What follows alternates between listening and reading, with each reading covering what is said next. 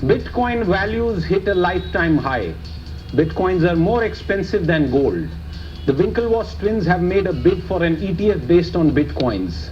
News like this has been making the headlines for quite some time now. Indian investors have also tried to join the party, hoping to flip a quick buck and make money on Bitcoins and other virtual cryptocurrencies. However, the regulatory framework for Bitcoins in India remains incomplete, with a risk that the story could sour and the headlines may well read Bitcoin. So India yet to take a definitive stance on the legality or otherwise of Bitcoins. It is time to take stock of where we stand and what are the options before investors who are looking at this as a new asset class. Joining me today to discuss these issues is NS Napinai, advocate, Napinai and Company, Sandeep Goenka, CEO and co-founder of ZebPay, a Bitcoin exchange, as well as Vishal Gupta, founder and CEO, SearchTrade.com, a blockchain technology company. Thank you very much and welcome to the show.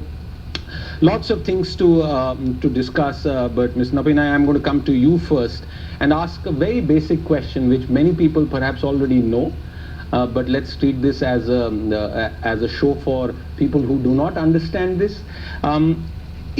Are Bitcoins legal tender in India? No. The answer is as short as that. Okay. Legal tender necessarily means it has to be currency which has been issued by a sovereign state for it to get legal recognition.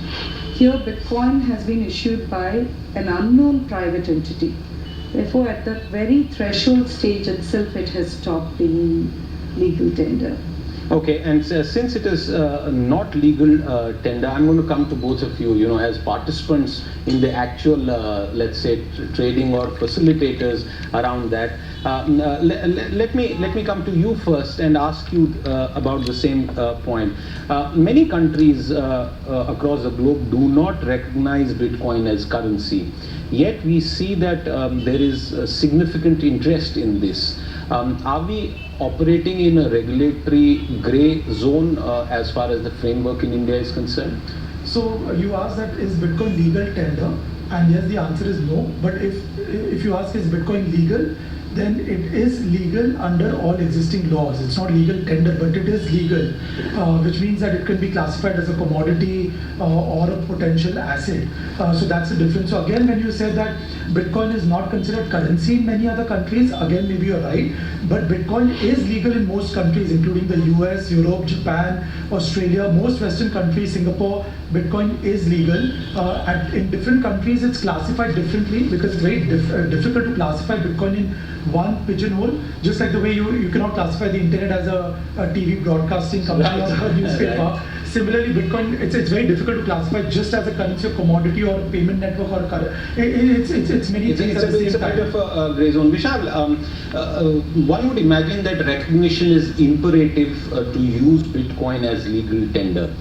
Is that so, and where do we stand as far as India is concerned? So recognition is important because what we have seen subsequently in India, we've got thousands of investors who are investing in Bitcoin with absolute no clarity about how they would identify Bitcoin in books of accounts. For example, is it a commodity, is it a stock, is it currency? Now when you don't have that clarity, it leads to all kind of taxation issues, right? So one is your income tax and second is your consumption tax, or what we call the VAT or the GST. Now once we do have that clarity, it will make life easier for investors and I think give them a higher level of protection, so to speak. Why don't we have that clarity so far? Well, the fact is that we don't have it. It's only India which has this opacity in those countries where there has been substantial recognition otherwise of interplay of Bitcoin with regular currency.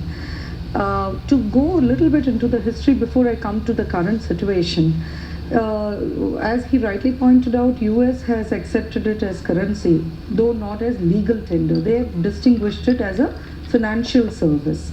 There are many instances where... A financial instrument, you mean? Financial services being rendered. Okay, services being rendered. Okay. So, for instance, the issue that came up before one court was that would sale of Bitcoins be a commodity amenable to GST? Okay. And the court said no, GST would necessarily mean transfer of goods, whereas here it is of a financial service. Okay, this is in the context of the United States, you're saying? Yes. Okay. So given this background, one thing that comes out is that you know that bitcoins exist, or for that matter, I would take it into a broader perspective of cryptocurrency. You know, cryptocurrencies exist. You are pushing for a digital world today. You would necessarily have to take into account the fact that this is there. You have to take a definitive stand on it. The law as it stands today, if I could clarify that before we move to what we ought to have, is that we have RBI, the Reserve Bank of India, deciding what would be acceptable currencies for trading within India. Absolutely, and this is an important point for our viewers to take note of. India's stance, what our experts here are telling us, that India has not yet taken a definitive stance about bitcoins, whether they are illegal or legal, what should their nature be, what should their tax treatment be, how do they classify it as an asset class, in which basket it goes in. And you were referring to the Reserve Bank of India and possibly making reference to the 2013 and 14 circulars. Go ahead. Absolutely. So in fact, the Reserve Bank has the right to decide on the legal tender. Reserve Bank also decides on recognition. Pursuant to that, it had issued a cautionary note in 2013 saying that we have noted that there is a lot of transactions in bitcoins and people have been warned that there has not been a definitive stand. Then the master circular is issued in 2014 for prepaid instruments. So technically one could say that Bitcoin also falls within the open system of prepaid instruments. In that master circular, what RBI has decided is that only banks have the right to issue prepaid instruments which are closed, open or semi-closed. So therefore, having restricted it to banks, what RBI goes on to say is that private parties can issue certain kinds of prepaid instruments. So, Sandeep, is that how Bitcoin trading, purchasing, selling is happening in India? Is that the framework under which it is happening at the moment? No, not really. So maybe the master circular says that this can be issued by banks. But I mean, Bitcoin is not really issued by anybody. It's issued on a decentralized network. Exactly, that's the nature of the technology. All that we are doing is we are facilitating people who want to buy and sell Bitcoins. Really. So I don't think. So what legal framework do you operate under, for instance, if I may ask you that? So it definitely is a little bit grey, but it's a commodity. But you would. It's any other asset. It's not illegal, right? It's not illegal. So, for example, Nishit Desai Associates, which is a prominent law firm, has released a white paper which says that Bitcoin is legal under all existing laws. And the RBI also has released warning circulars, as she said. It's not a letter saying that it's illegal. It's a warning to the general public. It doesn't mention that Bitcoin is illegal. Vishal, I want you to come in, and while you do that, therefore, if I were to seek recognition of Bitcoins as a holding that I may have, or anywhere else in the chain, I assume because of this grey area that would be difficult at this point of time. So it's not difficult. It's about government having greater learning of what Bitcoin is and greater understanding of the technology. Because what Is Bitcoin, anyone in government attempting that learning? I presume, I hope so. So I So you wanted to come in, yeah. So I think just recently there was a report on another TV channel that there's an inter-ministerial committee which is being set up in Delhi. The RBI for sure knows us. We've written to the RBI proactively, and right now they've mentioned that Bitcoin is not a currency. That's the response we've got from them, nothing else. So absolutely the government is tracking. It's a new technology. It takes time for them to understand and appreciate what it is. We are making efforts, and I'm sure they're tracking it. Maybe it's a little too early for them. So yeah, go ahead. You and then. The problem really is the nature of the beast, right? So it's a peer-to-peer technology. So there is no individual entity or organization or server that runs Bitcoin. So now if you're going to regulate Bitcoin, how are you going to enforce the regulations, and under what premise are you going to allow people to operate and use, buy, sell, and do other things with Bitcoin, or maybe create financial instruments? So there are all kind of subjects that open up. And hopefully, with communication and learning, government can come to a better conclusion at some point. Yeah. There are two aspects to the question that you asked. So how are people dealing in Bitcoins today? So virtual currency, which is what it falls within the broad category, is predominantly driven through contractual terms. So it's issued by a private party. The private party sets out the contractual terms which will regulate how you can use this so-called currency. I'm using currency here in a very loose sense here. And those terms decide what the user can put that money to. So the question that I have in mind is that if pretty much any trading activity in India, if any deposit raising activity in India, if everything is regulated, including commodities, and we saw in a recent example how retrospectively the regulation was changed, how do bitcoins fit in? In fact, it is high time that they do fit in bitcoins. It would have taken a very simple clarification in the Master Circular of 2014 to say yes, bitcoins or similar cryptocurrencies are legal So why and is, falls within an why open. is the RBI not clarifying it? Because it's too small for them, and then, we're Okay. waiting for precedents happening in other countries also. So when you And say it last is time- too small, I have to interrupt you. Give us a sense of volumes. Does anyone have data about what is the total sort of Bitcoin purchase, selling, trading volume in India? Sure, we are an exchange, and I mean, I am trying to be modest, but I think we are one of the leading exchanges in India, and we do about 200 crores worth of trade in a month. So I think as of right now, it's a 2,000 crore annual industry, which was only 200 crores last year. So I think this is the first year where it makes sense for the regulators to have a look at it. And also coming to the point that how users should use it and all, I mean, I think all the users are very simple. You can buy and sell bitcoins and just simply show it as an asset on your books and pay short-term or long-term capital gain when you sell bitcoins. That's what all our chartered accountants and CAs and all the advice that we've got. So the people who are doing that, I imagine people would have been doing that. Yes. How is the tax treatment happening? You pay short-term and long-term capital gain depending upon the period. And no of more which- questions asked by the taxman. Well, I think it's the first year when people will be declaring it. No, merely because you're being taxed for a particular transaction does not give it legality or otherwise. I'm Okay. not saying that it is illegal. I'm just saying that that is not the threshold or the basis on which you decide this. You have to go by specific regulations which are dealing with virtual currency. So my point here is from 200 to 2000, a growth of 10x in 1 year is not a small number. So while Sandeep said it's probably small for the RBI's attention, it has been caught up with so many other things. I think 2,000 crore is not a small number. Certainly not, So- and if it is coming in small transactions, that means that a large number of Indians are involved in it.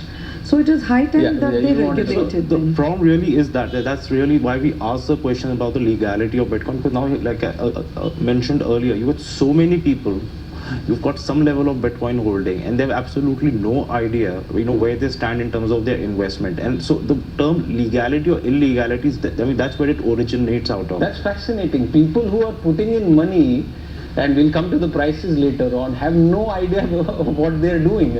Yeah, if I may just quickly add over here, since this was such a complex issue, I have actually addressed Oh, it yeah, we in can my see book, Technology Laws Decoded, Yeah, sure. which is going to be out in the market. So let's try and decode that in the next available time that we Absolutely. have.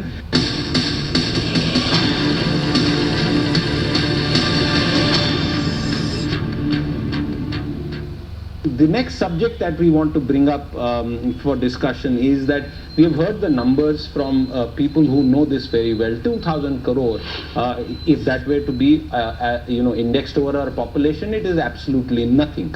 But it is a significant amount of money, and therefore we ask the question, should you say yes or no to bitcoins? If they are not a substitute for normal currency, the question that therefore arises is, how are the prices being discovered? Let's assume for a moment that there is nothing wrong in trading, buying, selling, doing whatever you want to do with your money, whether it be Bitcoin or any other cryptocurrency. How are Bitcoin prices being discovered? So the Bitcoin prices are discovered like price of any other commodities are discovered. Now, just because the volumes are lower, just like you had 50s and 60s where the oil price was really volatile, the consumption was low. So little larger purchase would fluctuate the price dramatically. So similarly, Bitcoin was still a new commodity or a system that people are working with, and the amount of capital that moves is probably about $250 million worth of Bitcoin get traded around the world today. So the volume 250 million Per day. per day. Okay. now that essentially means that any large investor who walks in with 10 or 15 million can have a dramatic impact by either buying or selling on the price of Bitcoin. So as the volume grows, as the market capitalization grows, you will see more stability in price of Bitcoin over time. So doesn't it raise the next question, which some people have expressed, concerns of price manipulation? Are they valid? And the second point really that comes to mind is that does it mean that there is need for a central authority or an oversight mechanism, both from a point of view of ensuring fair trading, protection of consumer rights, and grievance redressal? So, when you consider about like things like insider trading, which is applicable to stock prices, in Bitcoin, the news is out there open for everybody. Okay. Right. So if you think that the prices are manipulated, you have the option of not to participate in the market. Okay. So prices are determined on exchanges like ours, where demand and supply meet and a common price is determined, and it happens globally on exchanges worldwide.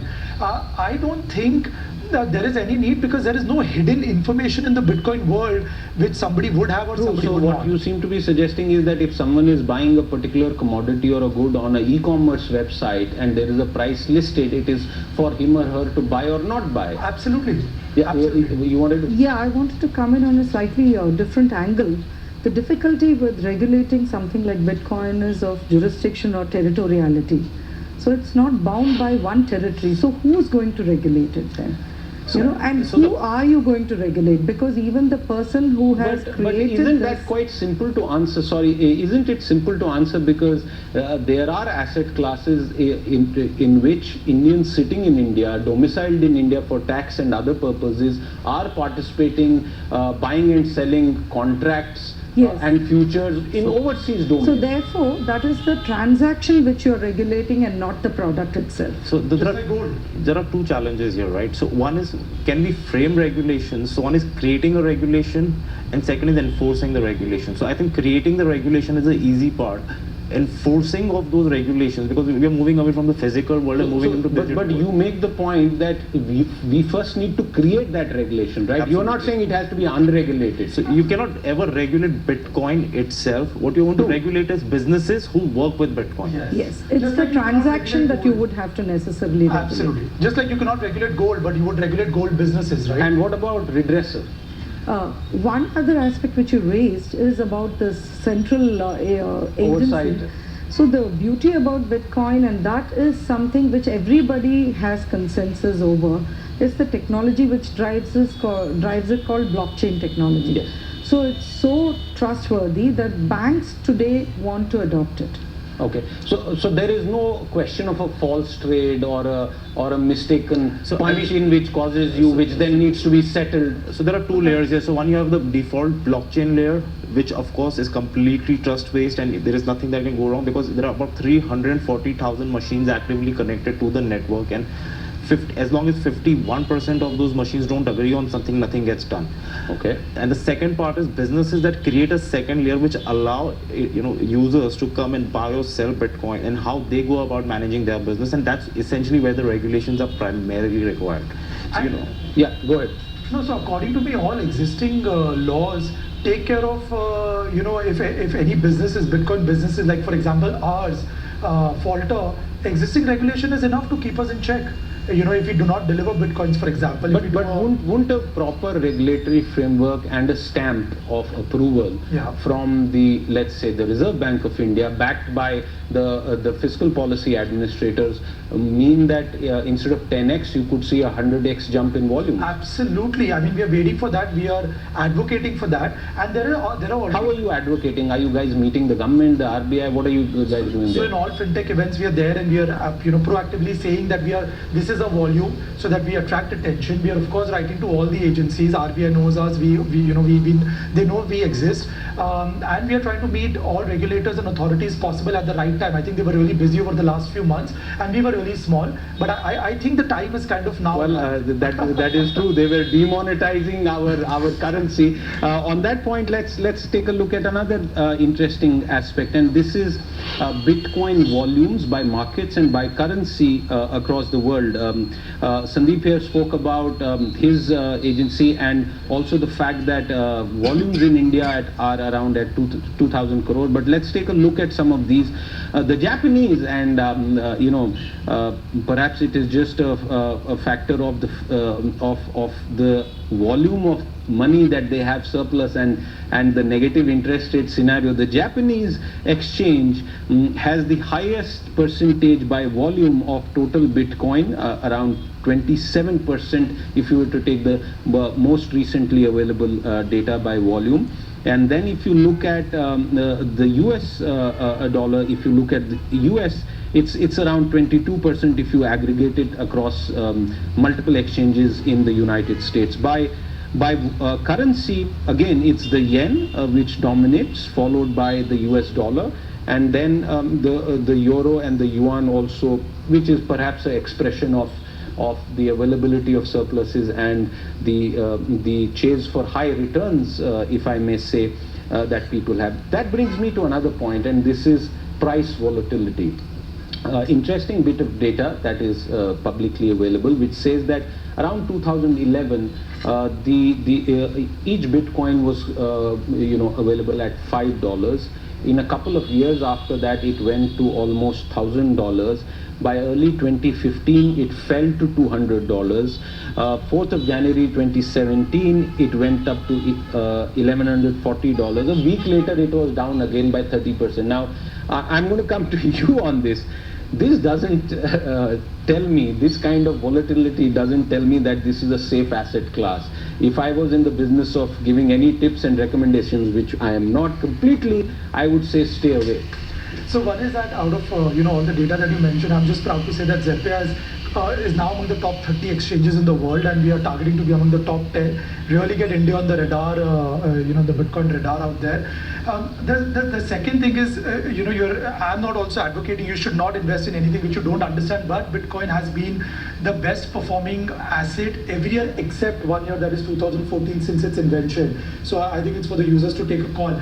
The volatility that you expressed, as Vishal mentioned earlier, is because in a couple of years back, Bitcoin was a very small market cap asset. It was first $1 million industry, then $100 million. As of right now, it's about between 16 to $20 billion. The volatility index was 15. So if you see btcwall.info, it's a website which you can see the volatility. From there, it went down all the way to 2. So over almost the last half of the second half of the last year, it was down to 2. Right now, it's again back to about 3 to 4. It's not as volatile as you kind of make out to be. It's now as volatile as some of the more volatile currency pairs out there, maybe some Latin American currencies out there. Still, it's just a $20 billion industry. Once it becomes a $200 billion industry, maybe a $2 trillion industry, the volatility will come down as more players get involved in the market. Vishal, isn't this... go ahead. So this is what we got to understand. There are only going to be 21 million Bitcoins that are ever going to exist, and 16.5 million of them have already been mined. So as the number... My next question, exactly. So now, what we end up is in a situation is that because there is limited resource, and as more and more users or investors come on board and they want to own a piece of Bitcoin, so there is greater demand for lesser commodity, and so price discovery, then again, I'm challenging you on this. You guys know it better. Price discovery can never be fundamentally true in such a market where the end product volume is already known. So that's pretty much the case for all commodities on the planet. That's for gold as well. You almost know the amount of gold that's there and which will be mined every year.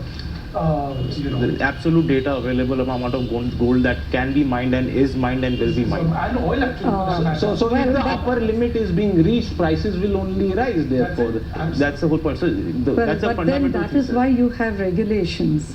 So that is why government decides how much can be mined in a particular way and how is it to be sold. There is some level of stability that a legal tender provides. But then if the volume is known, the only thing that will change is value. The volume of the product is already known. Exactly. And Yes. Bitcoin is divisible up to 8 decimals. So you can go up to 1, 2, 3, 4, 5, 6, 7, 0.1, 2, 3, 4, 5, 6, 7, 8 Bitcoin. So they're extremely divisible.